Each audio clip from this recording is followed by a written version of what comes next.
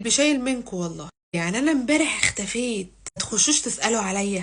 كل اللي انتوا عاوزينه الزغروطة، كان هاممكم الزغروطة اكتر ما هاممكم اختفائي. لن انسى لكم هذا الموقف. لكن بما ان انا جايه اقول خبر رمضان، فالمسامح كريم لان رمضان كريم، علشان تعرفوا اني طيبة. جايه اقول لكم اخر اخبار النادي الاهلي في رمضان. حد يجي يقول لي رمضان ايه؟ هو الاهلي هيعمل مسلسلات؟ لا، اللي بيعملوا مسلسلات ده نادي الزمالك، ملناش علاقه بيه. جاي اقول لكم ضيوف الكوره اللي من النادي الاهلي اللي جايين مع رامز جلال في رمضان. جاي اقول لكم كمان سر الحوار بتاع شعر امام عاشور لما كان ضرب ابيض. الحوار ما كانش قديم. هقول لكم ليه امام عمل شعر ابيض، وبعد كده راح رجعه اسود تاني. حبايب قلب خوخ، خلينا متفقين ان رامز جلال جزء من يومنا في رمضان، وانا عن نفسي بحب اتفرج عليه، وعارفه ان كل الناس اللي بيبقوا مع رامز كلهم عارفين، ولكن مش مشكله، بعمل نفسي مصدقه. مين اللي جاي بقى من النادي الاهلي؟ لعيبه الكوره في النادي الاهلي في رمضان مع رامز. اول واحد اسامه ابو علي، وده جديد، اول مره يظهر مع رامز. اعتقد بما ان رامز جلال اهلاوي هيتوصى باسامه ابو علي التقديمه. هدفنا يا رامز، تقديمه تاريخيه لهدفنا للفدائي بتاعنا، مش هوصيه.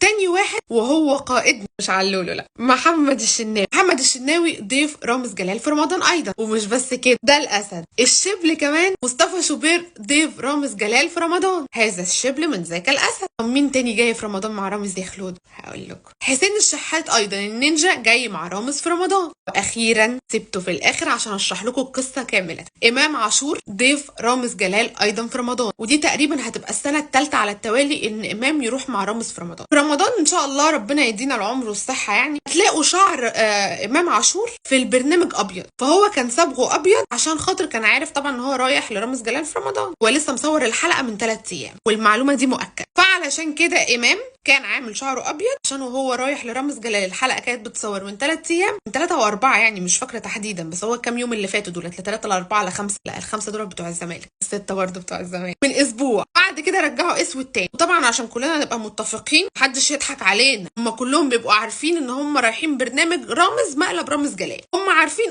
احنا هنعمل نفسنا مصدقين، لكن يضحكوا علينا ونستعبطونا لا.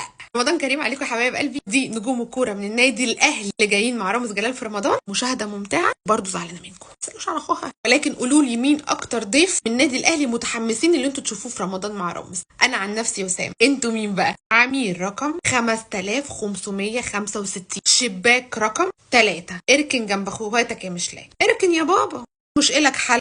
مشلاك لاعب نادي الزمالك يقرر فسخ عقده مع نادي الزمالك، بيتجه لفين؟ بيتجه الى الفيفا. ليه بيتجه الى الفيفا؟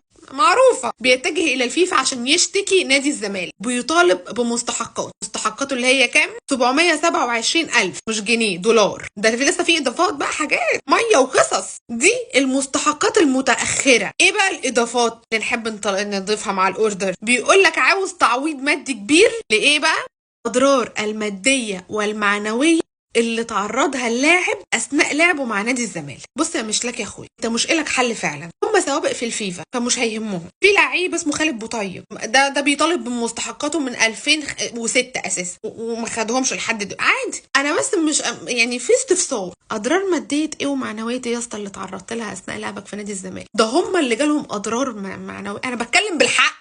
كأهلاوية كنت بتفرج على ماتشات الزمالك، بما ان انا بتفرج على كل ماتشات الكوره، انا محتاجه ان انت تصرف لي تعويض من جيبك على الاضرار الماديه والمعنويه والوقتيه اللي تعرضت لها اثناء لما شفتك في الملعب يا اسطى. انا وقت اللي راح ده بفلوس والله العظيم، انا اللي جالي ضرر. اسمي اهلاويه اتعصب، انت كمان اللي عاوز تعويض مادي ومعنوي. انت تروح تطالب بقرض عشان تدي جمهور الزمالك اللي اتفرج عليك يعني تعويضات عن الضرر النفسي والمعنوي اللي تعرضوا له هم بيتفرجوا عليك في الملعب. انا كاهلاويه مسامحه عن حقي، مش عاوزه حاجه.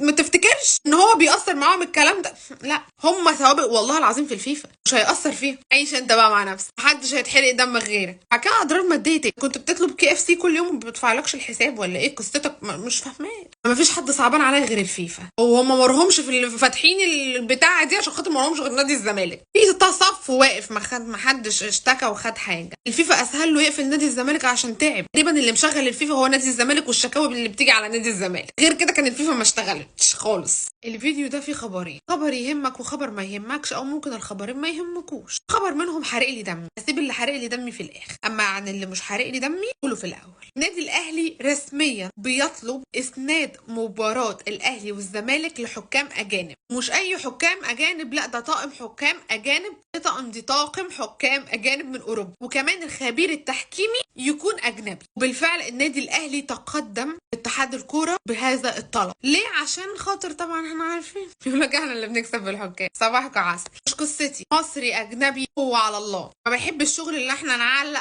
حياتنا على التحكيم، بيبقى ليه اوقات كبيره التحكيم بيبقى جزء من خساره الفريق، لكن انت تنزل تلعب برجول تموت على الكوره هتكسب، ولا حكام بقى من الصين ولا حكام من اليمن، هتكسب يعني هتكسب، ما تحطش شماعتك على التحكيم. ولكن الحوار ده مهم جدا طبعا. كفايه علينا دونجا يقعد يرازلنا في الواد امام، اساسا هو مش طايقه لوحده، فلا اجنبي فعلا. يا ريت بقى يتعينوا طاق واحد بس من الاجنبي ده يمسك دونجا، يكون مراقب دونجا بس في الماتش. طب الخبر التاني ايه؟ مش عارفه اجيبها لكم ازاي. كولر مش عايز يجدد عقد عمرو السولية، وقالها صراحة ان هو مش محتاج اللاعب الفترة القادمة لعدم حاجته الفنية. هو مش محتاج حاجة، خلاص عمرو السولية هو مش محتاجه كله. ثم ترجع اليو ديانج ازاي؟ خلاص حتى لو رجع اليو ديانج الاجانب خلصت، لكن الفترة الجاية يعني نمشي واحد اجنبي ونجيب اليو ديانج بدال، ما علينا. ولكن الادارة وكولر منح فرصة للادارة، قال لك خلاص تجددوا له موسم كمان واحد بس، وده ليه؟ تكريما لمشواره مع النادي الاهلي. عمرو السولية دايما اقول عليه ان هو لاعب شيك بره الملعب وجوه الملعب، وفي لبسه وبادائه وفي اسلوبه وتربيته، لعيب محترم وشيك فعلا والله، الكعب المحني ده. لكن بيني وبينكم يعني اي لاعب في النادي الاهلي